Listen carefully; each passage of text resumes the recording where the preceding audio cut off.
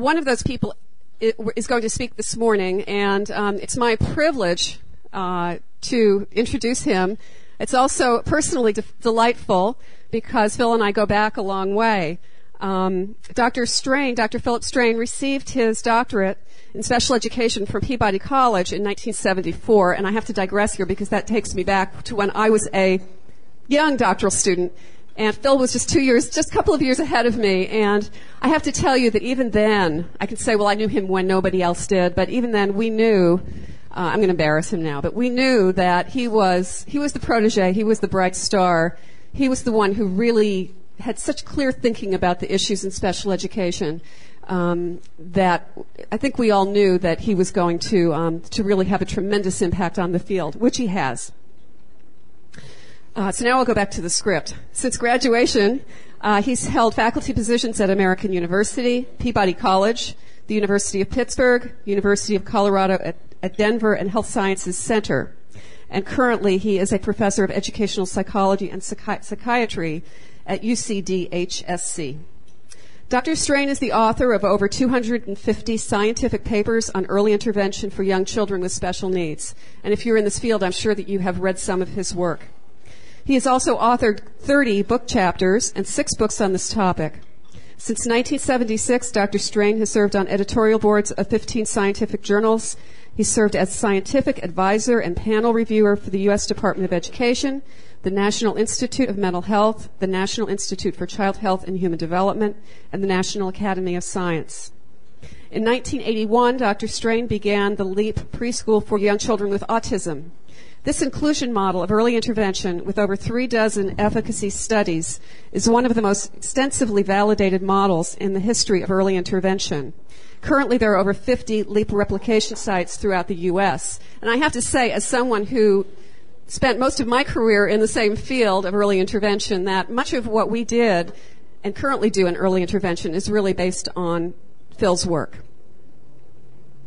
His research has been supported since 1980 by some $36 million in grants from the National Institute for Mental Health and the U.S. Department of Education. And so, the reason for doing an introduction like this is so that you really know and you really appreciate the importance, the extent of his background and the impact that he's had on the field. And I think that all of you know that. That's why you're here. And I'm going to turn it over to him right now because he has much more interesting things than I have to say. I know that we're going to have a great morning with him. Thank you all for being here. It speaks to your dedication to the field that you came out for this Friday and Saturday to hear these experts in the field. I know we're going to have a great morning. And so let me turn it over to Dr. Phil Strain. Thank you.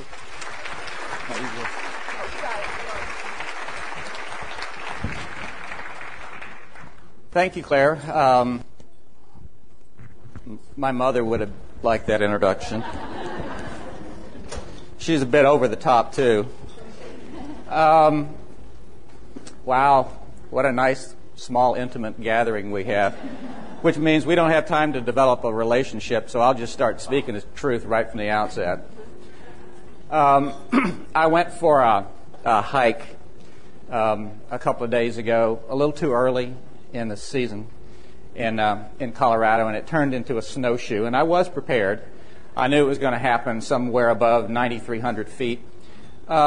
Anyhow, my feet got kind of wet, and when your feet get wet, you can get a little rubbing and this, that, and the other. So I injured my heels pretty badly, and right now I'm going to take off my shoes because I've tried to wear these nice shoes. I've had them on for about an hour, and it's not working for me. So I don't want you to think I'm some old country-ass boy and don't have shoes. I do have shoes. They're just hurting my feet. And in case you were wondering, you are now free to do the same thing. And you may not have such a good excuse as I do, but anyhow, oh man, that's really good. So here's the short version of the story and the trail that I want to take you on. Hopefully not to such an altitude that you bruise your heels walking too many miles in the snow. So I want to kind of start at a high altitude and talk real broadly about the LEAP preschool program that Claire mentioned, and talk some about the general parameters of that program on a very broad scale. Then I want to talk about three key components of that program. The first, the teaching that we do for typically developing children such that they can be meaningful and powerful therapeutic adjuncts in the classroom setting. Specifically, number two, how we embed hopefully meaningful and functional IEP objectives and teaching throughout the context of a typical preschool day and some of the outcomes from that component of our intervention. And then thirdly, I want to talk about an aspect of the LEAP program that not too many people know about. Don't know why. I've always talked about it. And that is the in-home parent skill training component. What's that about? Some of the outcomes. And then after we do that, I want to share some other research findings from our experience doing this inclusionary model for a good while now, a bit over a quarter of a century, and specifically focus on some of those findings that have made my sociometric status, well, actually usually plummet, but depends upon who's observing the particular study at the time. I don't know. I've had this amazing roller coaster ride. You know, I publish one study and I'm popular with one group, and then I publish another study and then they hate me, and I don't know what to do. But anyhow, I'll share some of those sometimes conflicting findings, in some people's minds, conflicting findings related to this whole notion of inclusion. So that's the adventure that we're going on.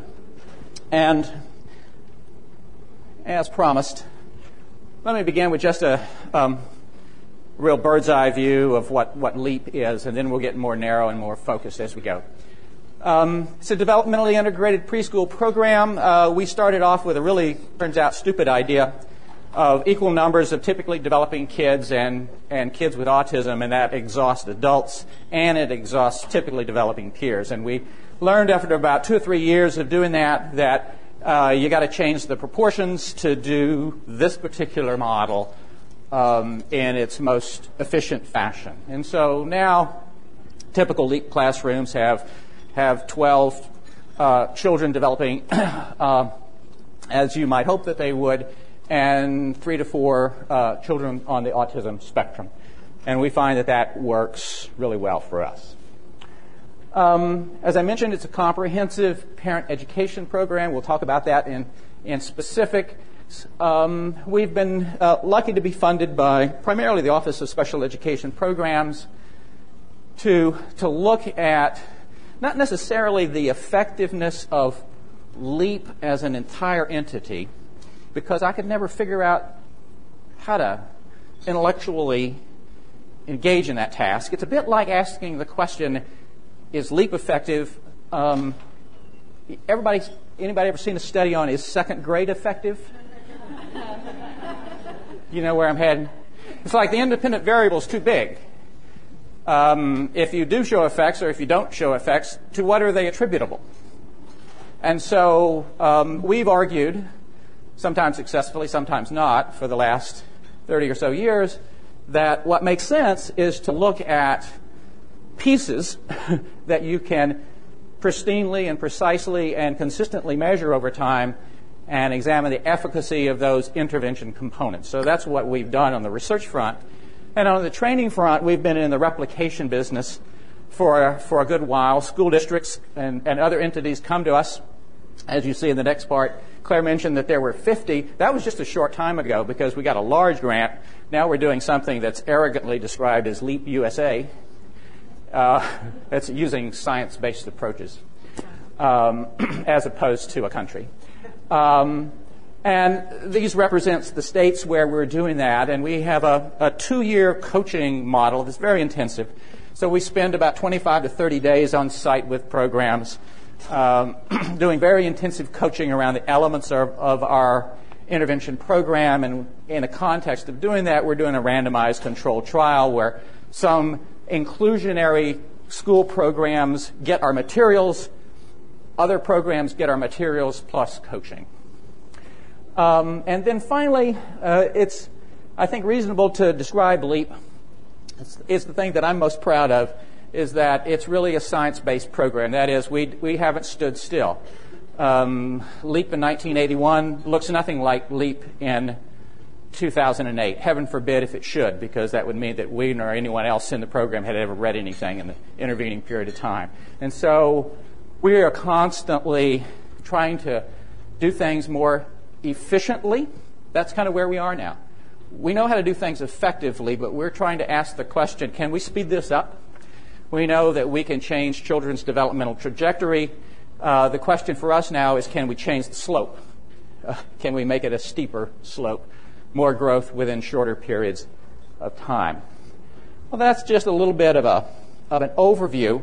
Let me take you down a few thousand feet to look at now what we think are some of the key components of that inclusionary model. We spent a lot of time and energy trying to figure out how to utilize the power of peers. If you have more than one child in your family, you know, without a doubt, I don't need to convince you, that children exert a powerful force on one another. Most of the time, that force is something that comes from a source that we might describe as evil. But nevertheless, if we can agree that children do exert a powerful force over one another, the question is, can we harness that for therapeutic benefit? Because there'll never be enough adults, right? There'll never be enough of you except in a room like this, right?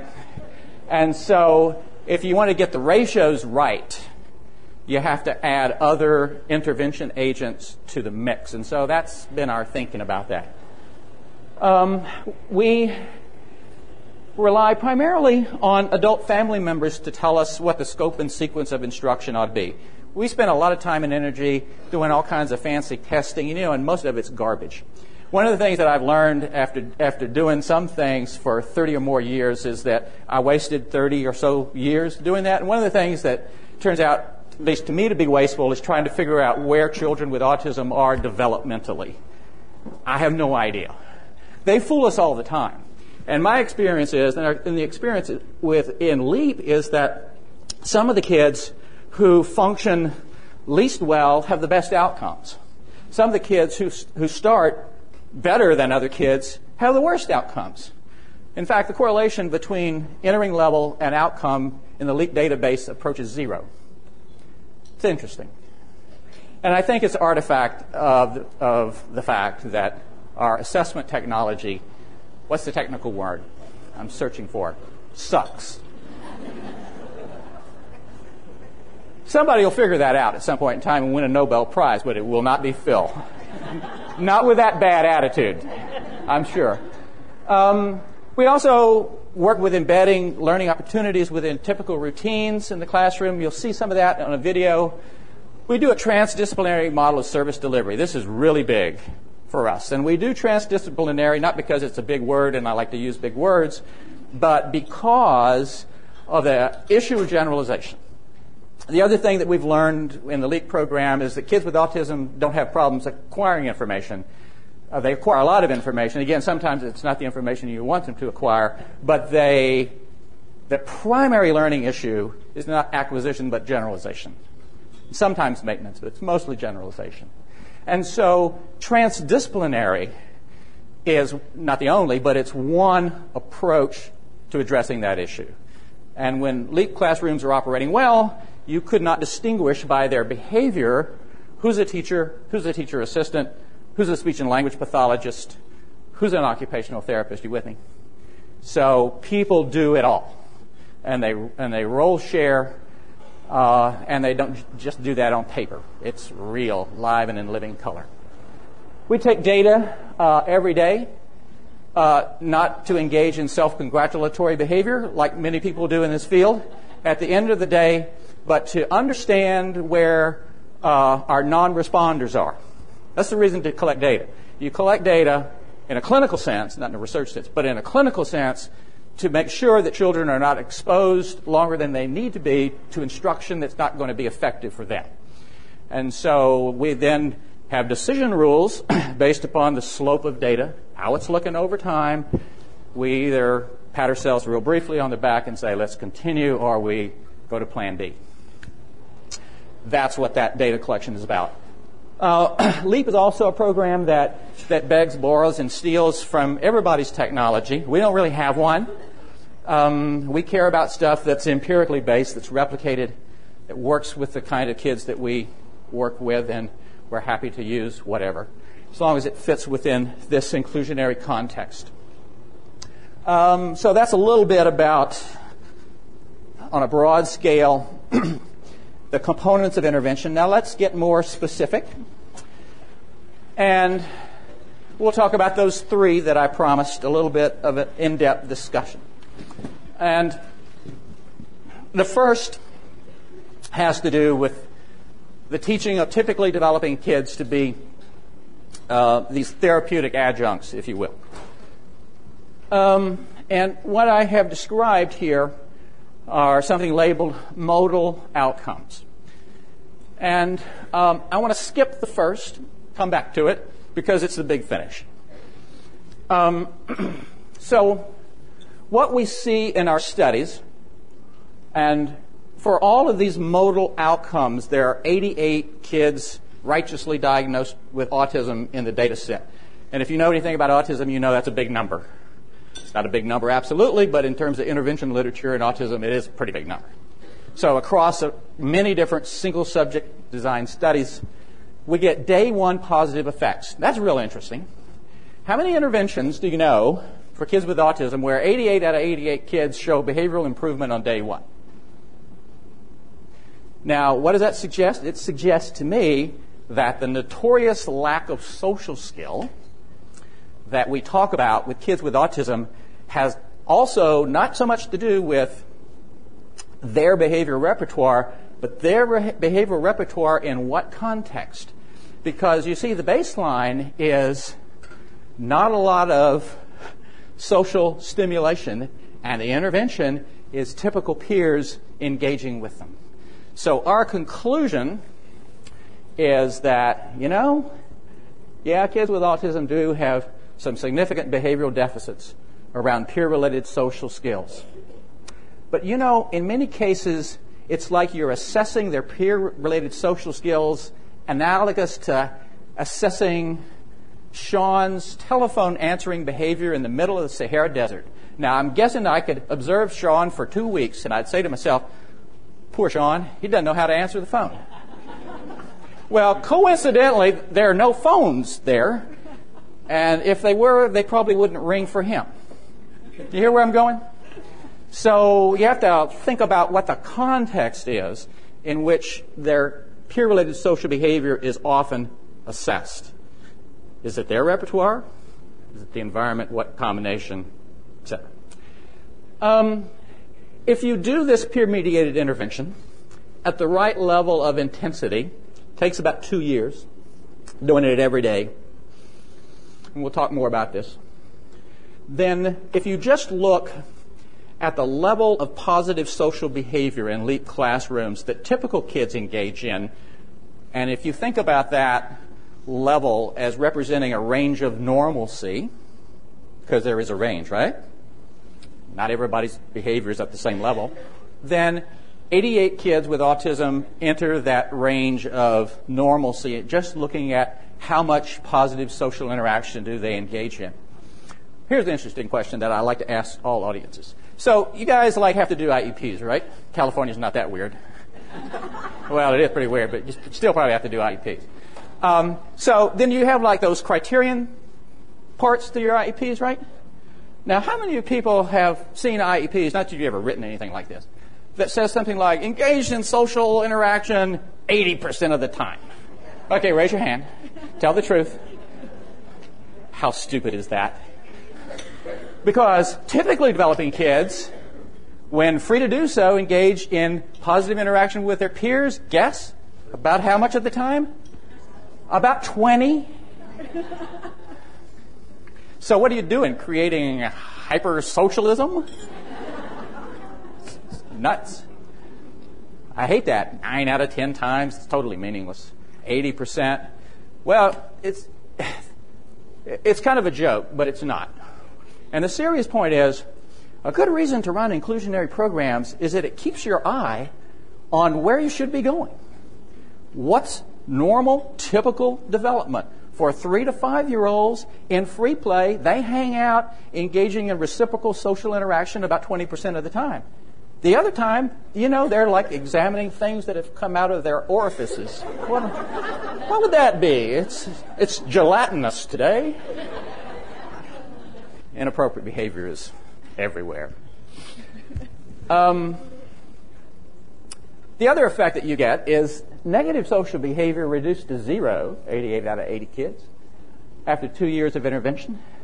And we know from some longitudinal studies that we've done that these effects persist up to 6 years. And that means that they're now in 5th grade. That's a big generalization jump. That's generalization across partners, settings, complexity of interaction. Let's go back to number 1. More accepting attitudes towards people with special needs. When I first started to think about studying this, my dear colleague and friend Don Baer told me the following. He said, Phil, when you ask young children what they think, you'll get what you deserve. Spoken as a true behaviorist. But I think we finally figured out how to do it in a somewhat reliable way. And it turns out it was really worth the effort, and it was a lot of effort. So here's how we do it, and here's the outcome. So we show children videotapes, and on these videotapes, how y'all doing over here? It's like you're in the dark, and were you put here on purpose? Okay, I'm just wondering. These are the mushroom people over here. They're growing as we speak. So anyhow, I lost my train of thought. I went to mushrooms, and I was thinking, I would get high on mushrooms, and then. So we show videotapes. Now I know. We show videotapes to children of child actors. And the child actors are either male or female to match the viewer. And sometimes the child actor successfully puts together a 5-piece puzzle. And then sometimes they pretend, they're acting, to not successfully put the puzzle together. And then we ask the viewers to use all the words you can think of to tell me what you just saw in the video. Sometimes, right before the video is shown, the viewer hears the following instructional cue. Listen carefully. You are about to see a child like you. When this video's over, I want you to use all the words you can think of to tell me what you just saw. Sometimes the instructional cue is, you're going to see a child who's not like you. When this video's over, I want you to use all the words that you can think of to describe what you just saw. Did you get the difference? It's subtle. No, it's not. Might seem subtle. And then, who are the viewers? The viewers are kids, typically developing kids, who've been in LEAP for at least a year, one group. The other group are children who are nominated by their preschool teachers from preschool programs where there are no children with special needs. And the nomination is based upon, tell us who the 2 social stars are in your classroom. If you do that across 40 classrooms, guess how many girls you will get? Let me say, to have a Y chromosome is not a good thing when it comes to being nominated. So there is a disproportionate number of social stars who are females. Now, I think that's just total bias because most of the nominees were females, too. I'm sure it has nothing to do with our deficit associated with gender. And then we compare the groups. Here it is. The social stars, kids nominated the most socially skillful, pleasant, generous, friendly kids, when they see failure and the videotape has been preceded by a child not like you, guess what the first words out of their sweet little mouths are? Tell me about what you just saw. They should be punished. It's interesting.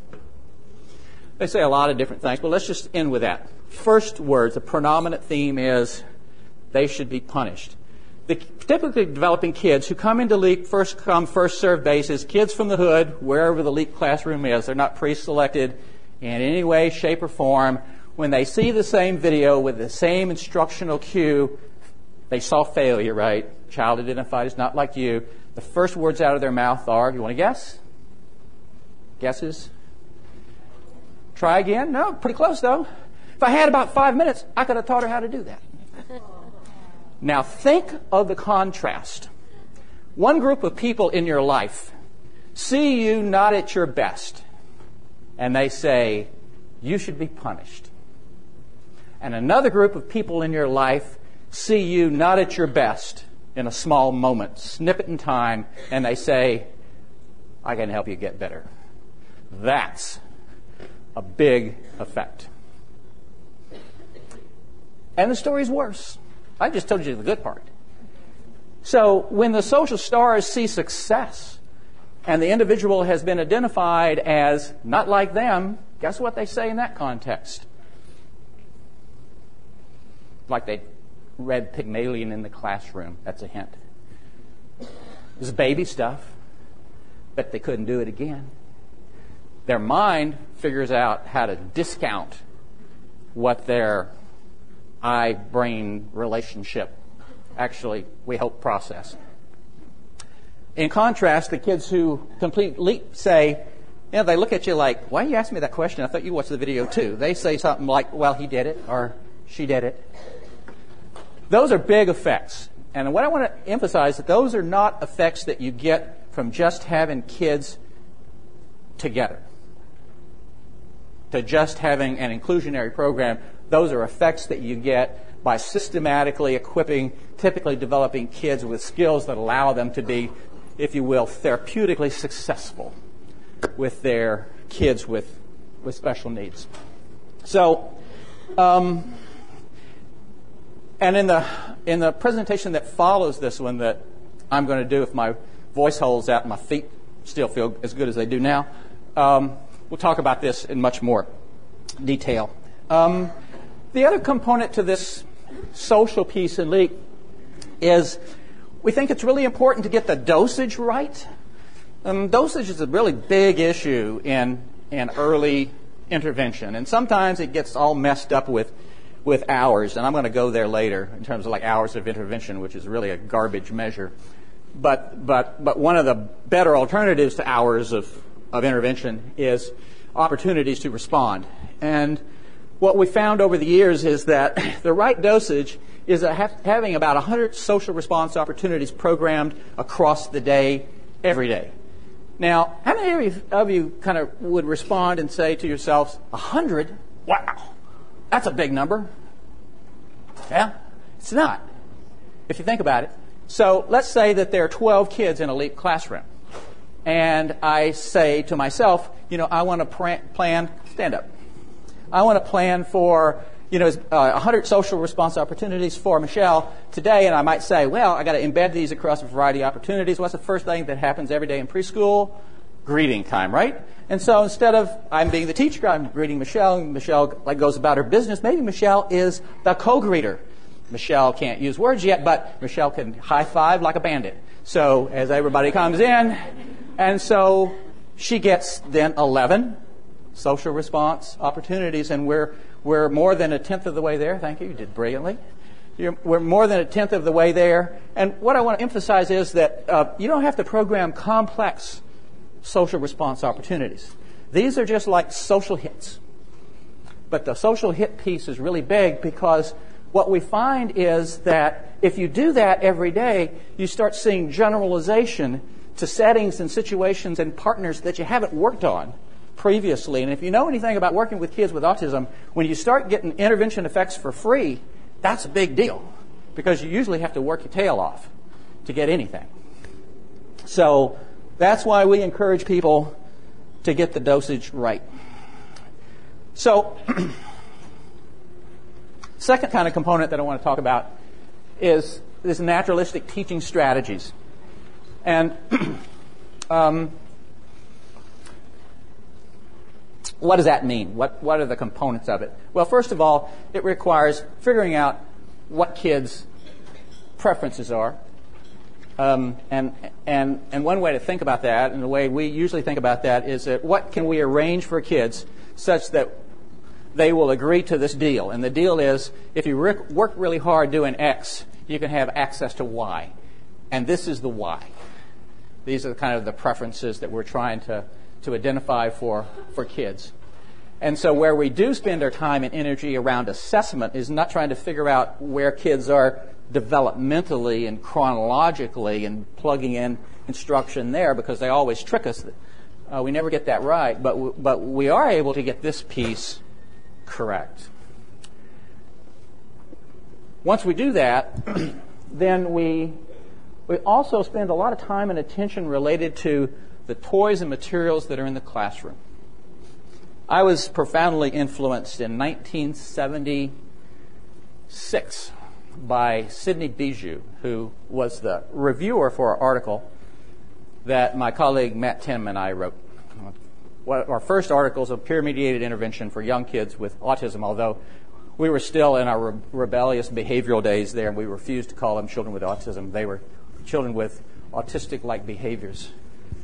That's where we started, but, I fought that battle as long as I could. Nobody would play with me, so I gave up, too.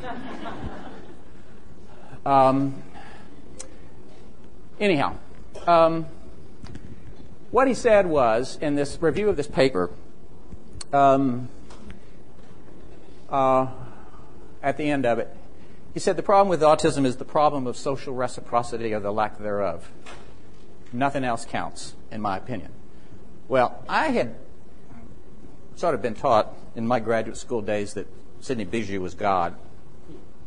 So I paid attention, and I think, in retrospect, that he was right. And so, how does that relate to toys and materials? We spend a lot of time thinking about selecting things that don't necessarily facilitate other domains of behavior, but facilitate social relationships.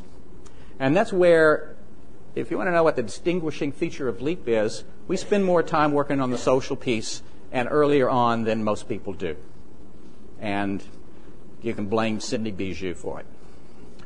And so what does that mean? Well, it means that a lot of times we don't have enough stuff out. So when it's painting time, when there's a painting as a part of choice time at Circle, we don't have enough materials. And that's purposeful to allow opportunities for what?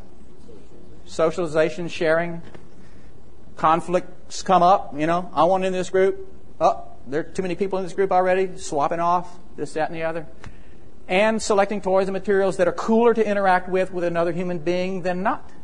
So we would occupy our classrooms with things like rocking boats. We rig trikes such that they're set up for two people. We'll even rig the rocking boat with a lead weight, because some kids with autism can figure out they can get the same thing going by themselves. So we do spend a lot of, if you will, assessment energy and thinking time around those components.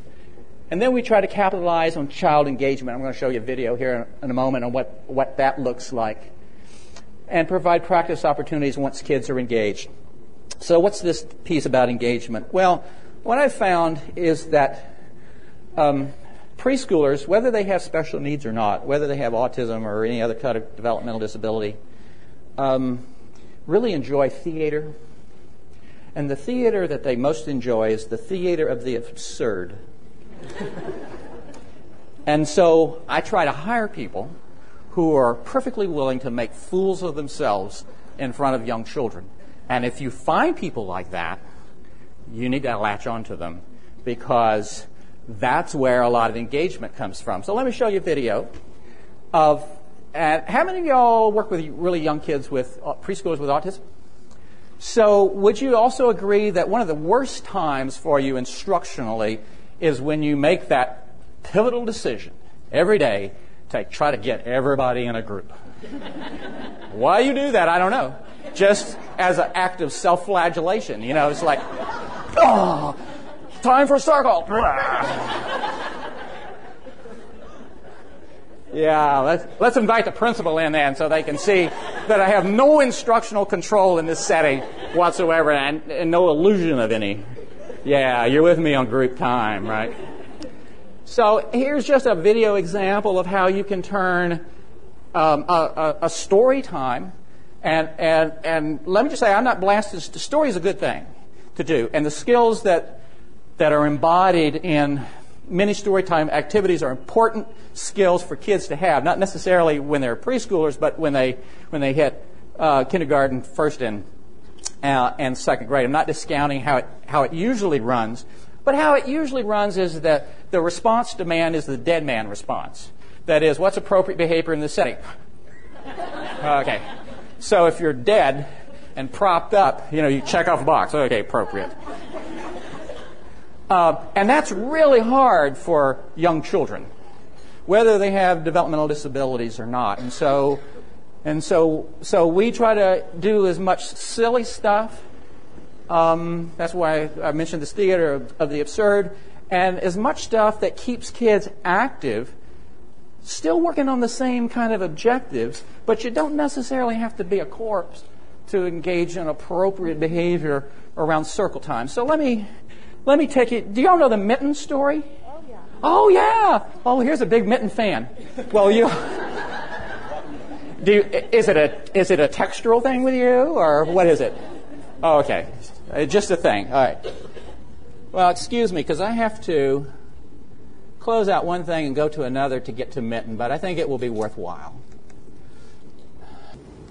Can you put a mitten on your hand? Yeah. Sure you can. Can you put a mitten on your other hand? Yeah. Okay. Are these mittens or are they gloves? Gloves. Are these mittens? Yes. All right.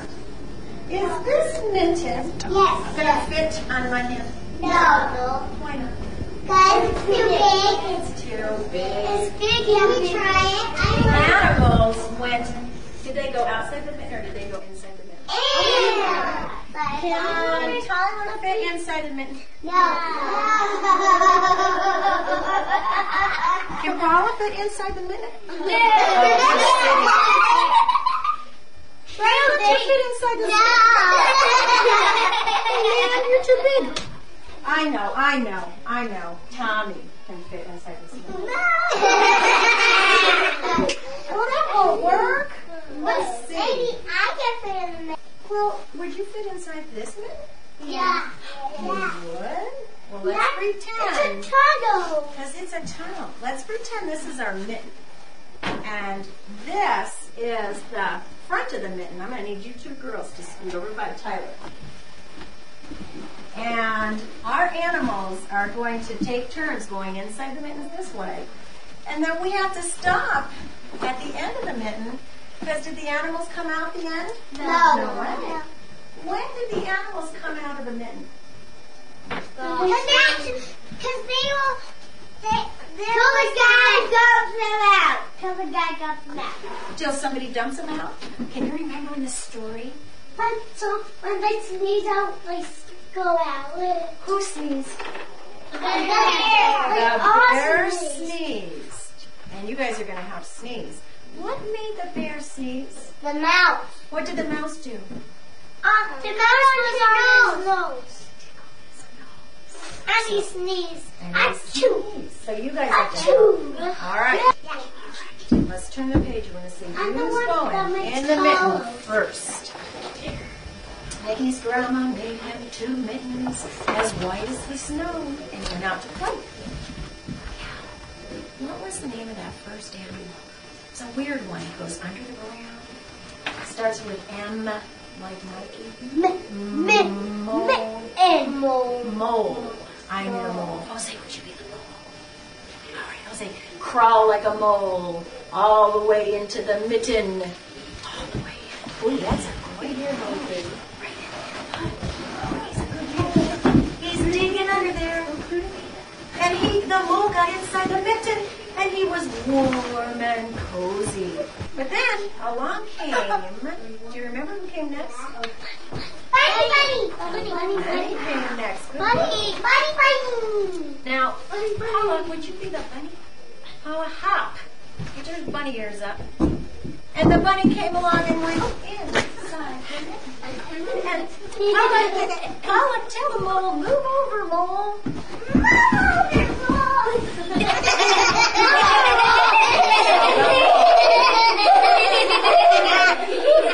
So the mole made room for the bunny. Now remember what eyes on the back. Hunter, would you be the hedgehog? And he's got his prickers on.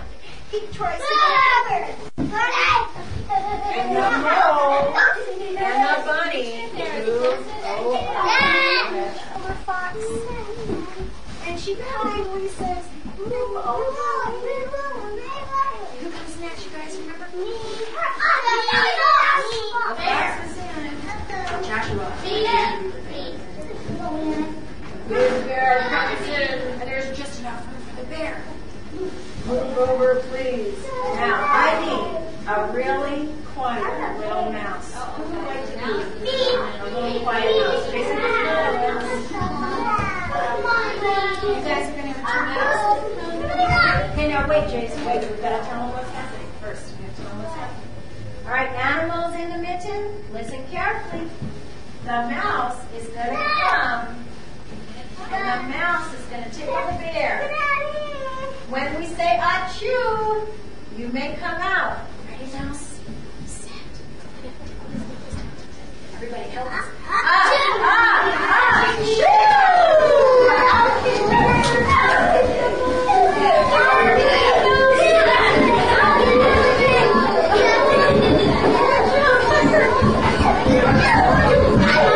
All those animals. Now, Mitten, let's find that picture where all the animals go out there. Look at this. Well, that's the mitten. So there are 3 kids with autism in that video. You want to guess which animals they were? What would you suspect? I mean, given that there were a lot of kids had a lot of different turns, right? And so you probably don't want to keep the kids with special needs waiting the longest, do you? Probably not. So that would make them the mole, good. And the bunny and the hedgehog, good. And guess who was running the circle time? Teacher assistant, what do you think? This is an easy one. Think about the activity. OT. Yeah, the OT designed that. Because she was trying to figure out how to get kids to do a bunch of stuff that they usually don't like to do. When somebody says, do X, they look at you like, you're not my mother. Not happening right now. So, anyhow, that's just kind of a silly little example of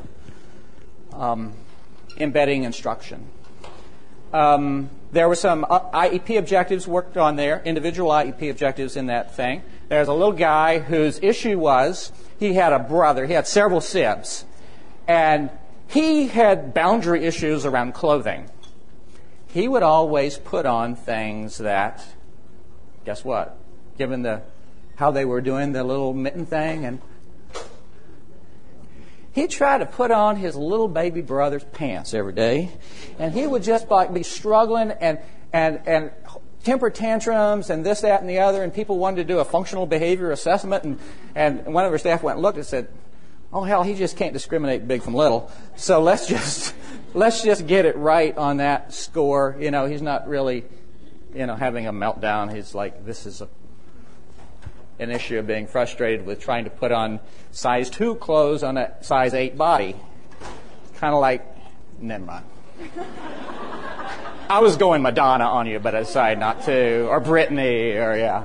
I guess Britney's having those issues now. So what are some of the modal effects of this? Well, we see average levels of engagement for kids with autism after a year exceeding 80%. So it's the one data source that we take in real time. That is, when kids are doing the behavior, we're observing them.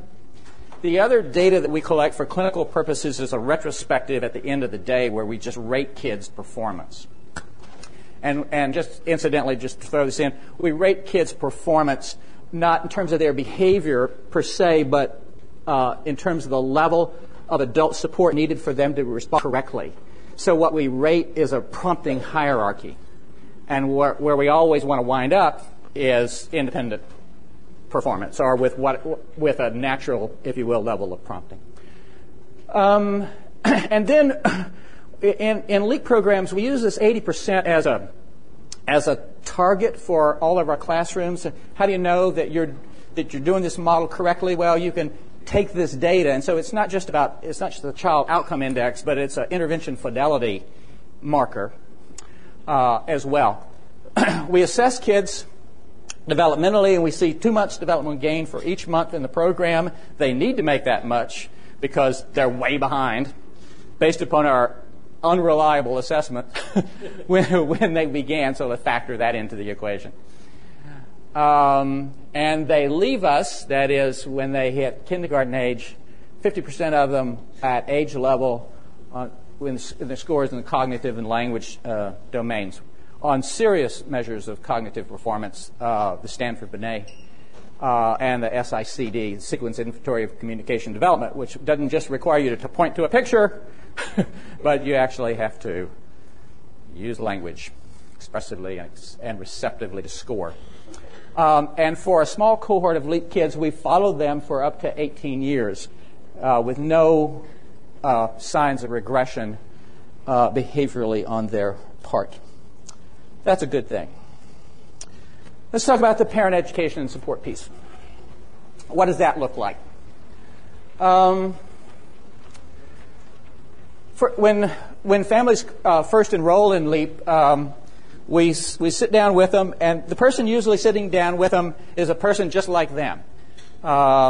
We try in all possible situations to hire experienced family members to run this family component. And the reason we do that is that professionals are not trained to have honest conversations with people, probably in the time frame that they need to have honest conversations with people. I think I don't need to say much more about that.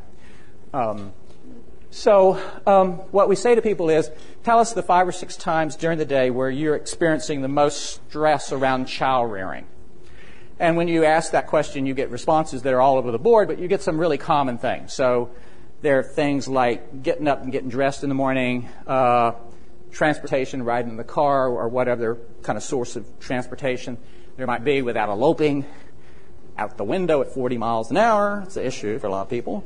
Bathing is a big one, getting ready for bed, staying in bed, sleeping somewhat through the night, having people over. Grocery shopping is a big one, just kind of going out to do chores accompanied by your child. And so then those become the context for the parent education and support. That makes sense to you?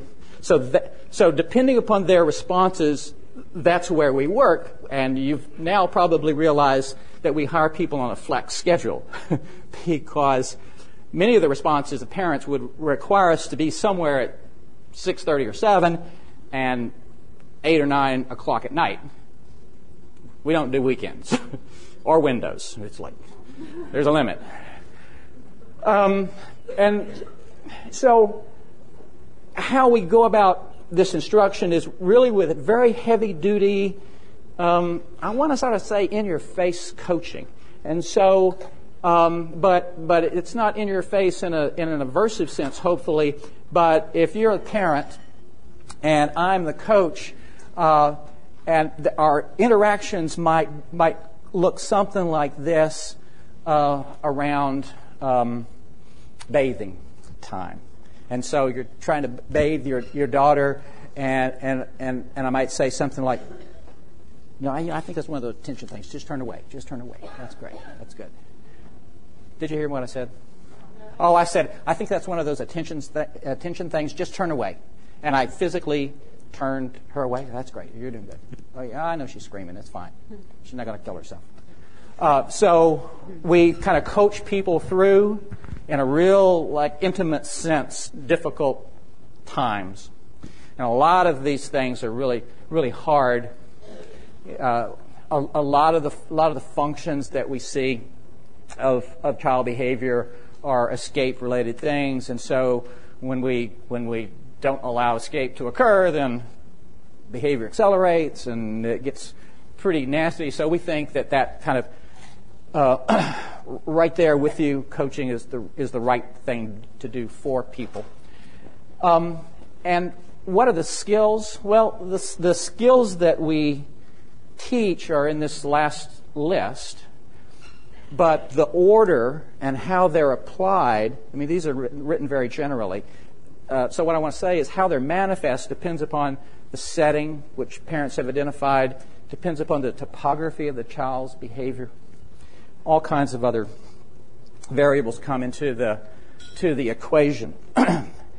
On average, we're in people's homes about 10 hours a week at the beginning of intervention.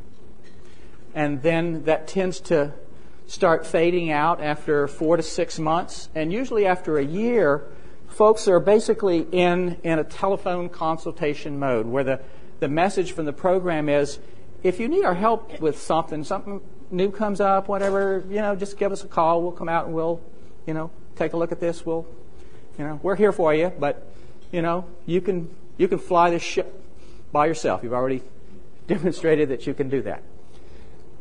So it's pretty intense for a short period of time. But you know what? Most people just don't want folks messing with their lives, I find. And when you get people through a crisis mode and when people gain a sense of competence, most people are ready to fly by themselves. So what are some of the outcomes from that component? Based upon a couple of different measures that we've used over time, the questionnaire on resources and stress and the parenting stress index, both of which are horrific instruments, and we get a lot of pushback on because the nature of the items are very intrusive. And even if you had like a 20-year relationship with people, there are some questions that you probably never ask some folks. So unless you're really good at the clinical piece, I don't necessarily recommend using those measures or asking people those questions. One of the pivotal effects that we do get, and I do recommend this measure, is the community interaction checklist, and it's a measure developed by Bob Waller at the University of Tennessee, and it looks at this phenomena that we all know about in this field, and it's the phenomena of insularity. And it goes like this: that when you go out in public and you get this diagnosis, right? You know that diagnosis? No words are ever spoken, but parents get a look like, you sure as hell don't belong here. How dare you mess up my Saturday at Home Depot with that temper tantrum? Then they stop going out. And that's really bad for you as an adult. It's bad for your mental health. As you shrink your social network, you shrink the variety and the intensity and the level of support that you have from those informal sources, not paid sources. And it's a bad predictor of child